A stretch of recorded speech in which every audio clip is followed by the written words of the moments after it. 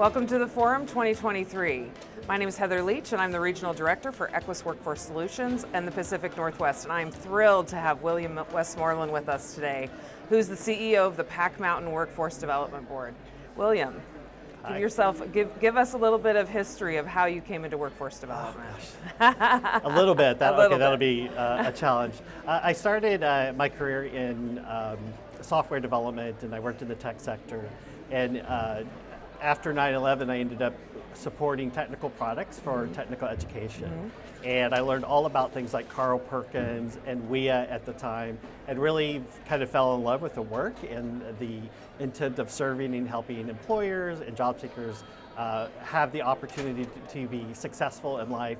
And that brought me into the work, and I just kind of worked my way through from program all the way up to the CEO level of the board. That's great. So I want to talk a little bit about your vision of a demand-driven system within the workforce development world. Yeah, we heard a lot about that topic this weekend. Specifically, demand really is the opportunity or the solution in most cases to the challenges that folks have in terms of being self-sufficient. So cultivating these opportunities, working with employers, helping them frame work in a way that is an attractive opportunity is very important when you're serving populations that have not had the advantages or positioning to take advantage of those opportunities. So that work that we do helps us understand what demand is, what the employers need, and then we can work with job seekers to align to that. And that gives us the best ability to be successful in moving people out of poverty or into an advantaged situation where they can grow and thrive as a person or as a family. So I've had the benefit of working with you. So you explained to me one time what a case manager was, and how you are transforming that into one workforce model in the Pack Mountain region. Talk a little bit about that. So when we were looking at outcomes, I was relatively new to Pack Mountain, had been with the organization about a year before I became the CEO. And during that time, I was observing things that I've seen all over the country, and the work that I was doing prior to that job is that we are focused on serving clients, and we don't look at our outcomes. Are we training people and aligning them to those excellent opportunities that we have in our community that our employers are complaining that we're not filling? And it was true in Pack Mountain. We are training a lot of people and helping people, but our employers weren't benefiting from those investments.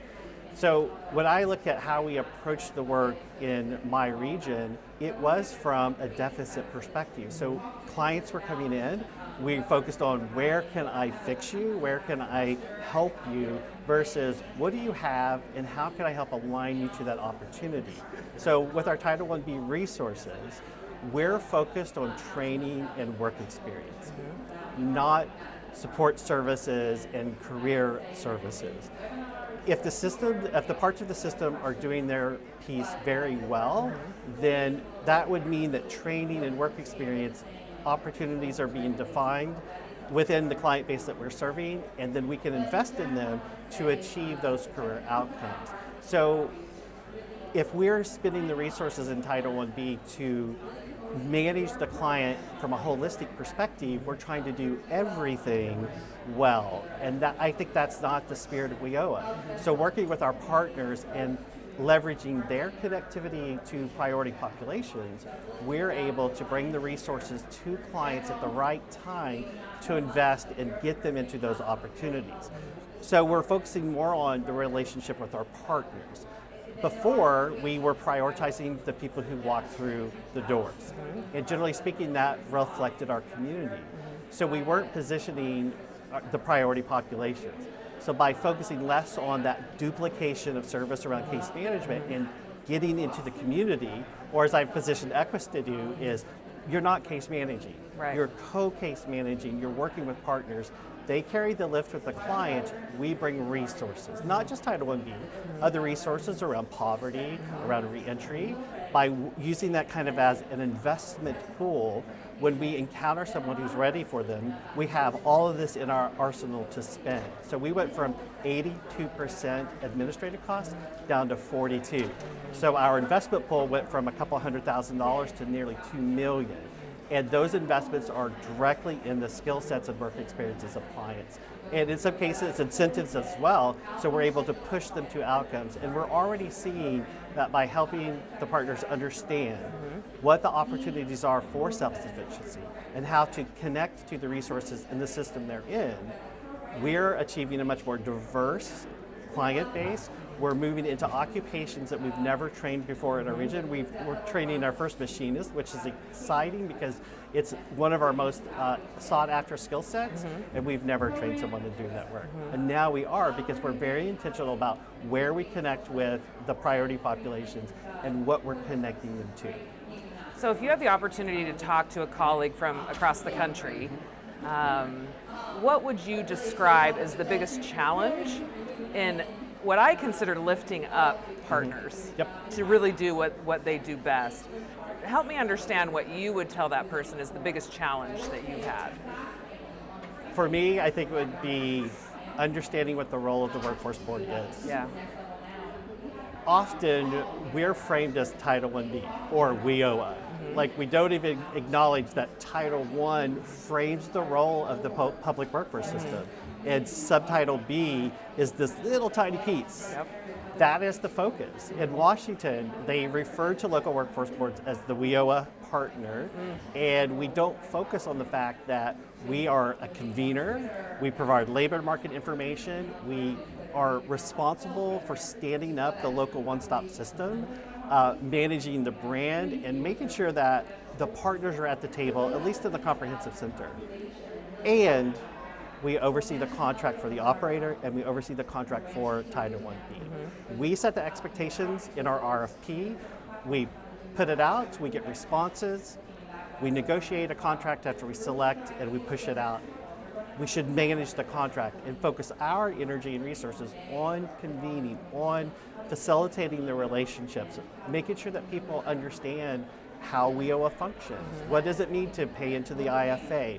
What does it mean to look at an integrated service delivery model that connects the client through, regardless of the door they come through? They don't have to come through the one-stop door, right? That's the biggest misunderstanding. Yeah. We want that door to have what it takes to serve a client. But if a client doesn't come through that door, we can still serve them. Right. And that's through partnerships. Yeah. So convening, getting the right input, but speaking from the opportunity side of the house. We have to understand what our employers need and want. We have to have them at the table. We have to have them on our boards and guiding the system. Otherwise, we're just providing services with no direct intention to achieve the outcomes. So I had a conversation with one of your team today about the chamber is your service provider for business services and has been since 2004? Yeah, since we stopped doing it as a local board and put it out to contract, they have been the contractors. So, and you know, that's really innovative, and that's not something you see, and the fact that it's been done for so long. So tell us your relationship with your employer community and how having the chamber as your service provider has really differentiated you. So it is probably the most fortunate thing as, you know, a leader of a local workforce board. That relationship is often the hardest for us to achieve and sustain. So the relationship we established with the Thurston County Chamber of Commerce gave us instant credibility. We leveraged their brand value when we're talking to employers. They don't recognize WorkSource, which is our one-stop system. They don't recognize Pack Mountain brand necessarily. They recognize Thurston County Chamber. Their relationship with our economic development partner in Thurston County, it's extremely close, and we're in that relationship as well.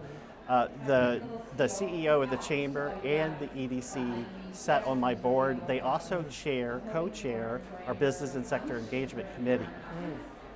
Their relationships as ADOs across the state of Washington, the 5 counties that make up Pack Mountain, those EDC directors are also on our board, and they all serve and commit time to the Business and Sector Engagement Committee. We have a very diverse economy. We have 6 priority sectors, which makes me wonder, do we have a priority or not, right? But it's necessary because on the coast we have seasonal hospitality is their major economic driver. As you come inland towards the mountains, we start to see a rise in manufacturing and logistics, where the capital is in my territory, so government, healthcare, all really big sectors. So having that connectivity to the economic development folks, it is a direct line to employers, and we're around 500,000 residents in our territory, 5 counties, 7,200 square miles, mostly rural, some urban, so the economies vary greatly, and that tight-knit relationship that they have, the ability to pick up the phone and call each other, they work regionally. We don't have a SEDS yet, they're working on that, but the way we collaborate, or the way they collaborate, positions us with those employers. So we're at the table, and they give us the credibility or the opportunity to build our credibility. And over the past few years, we've really started to change the narrative around, instead of serving their employment needs, we're focused on solutions. So our sector strategies, how we've resourced hospitality as an example to focus on recovering from the pandemic, they're at the table with the employers, shaping the regional solution, but customizing it to each of those small communities that we serve. And that is just, we're so fortunate. Oh, yes. I don't have to hustle with employers. That's already there. Yes. Now it's about elevating it, driving it, informing the system, and we're committed to delivering the outcomes for them, and they're starting to see. Same thing with the community college system. We have 3 institutions that have their primary campus in my region. We have a university, an additional state college, and a regional campus from a 4th community college. They are really embracing our new approach to aligning to the opportunities, and we're focusing and targeting on their programming they have in place to do that. But because of our relationship with employers and economic development corporations, we're in a great position to help them shape their program offerings. Oh, right. So we're, for the first time, at the table as they start the discussion around meeting the needs of their communities as they build the program, not after the fact. Right. They're not coming to us saying, hey, we need help getting enrollments, right? Instead, they're saying, how do we build a system and that responds to local need? It's positioned us to have the conversation about stackable credentials as a part of the degree program. Right. We don't have much of that. But all of the new programming over the last year and what we're heading into has embedded industry recognized stackable credentials, and in some case we're already having the conversation around credit for existing credentials so that they could complete their degree programs quicker. So the conversations are great, and we're even starting to hear, do we need the degree? Right? Which is what we're experiencing with employers. It's about the skills. Yes. So they're starting to shift their focus, and they understand the economic impact that has on their institution. They understand this will bring revenue in, where they might be struggling on the credit side, they're seeing that revenue come in. And the employers are noticing. Oh, that's great. So my final question really is about leadership. How have you evolved as a leader throughout your tenure? Again, you've lived all over the country, different sectors. How has your leadership changed and evolved? It is definitely evolving. There's things about me personally that impact the way I communicate. Culturally, it's easy to understand that I am a transplant in the Pacific Northwest. I stick out in that aspect. But for me, it's constantly about looking at yourself. Like, what are you doing to grow yourself? Where are you investing your time? As a leader, I really focus on investing in my team, in the partners in the system. We have money set aside for professional development. We include that in the Equus contract with an expectation that the contractors will invest in their skill sets as well. And that is me too. I have to think about, what am I doing around diversity, equity, inclusion skills? What am I doing to understand up and coming strategies? What are my deficiencies as a leader? Am I addressing those? So it is about looking at yourself first. You can't be that for other people if you're not willing to do that for yourself. And I thrive most with change and learning. If it's stagnant, and I say this all the time, stagnation is a problem. Yeah. If you're stagnant, if you're in a rut with your job, if the way we're delivering services is not changing, then we're not changing as fast as our employers. And we're still trying to catch up with the most recent changes, and the world around us has changed even in that. Right. So embracing that, investing in yourself, looking for opportunities to improve how you interact with people is extremely important. So it's funny, this is a Pacific Northwest saying, at least from where I'm at. If you're not swimming against the current, you're floating downstream. Yeah. So with that, thank you, William. You're welcome. It's really a pleasure to talk to you. And again, I'm Heather Leach with Equus Workforce Solutions, coming live from the Forum 2023.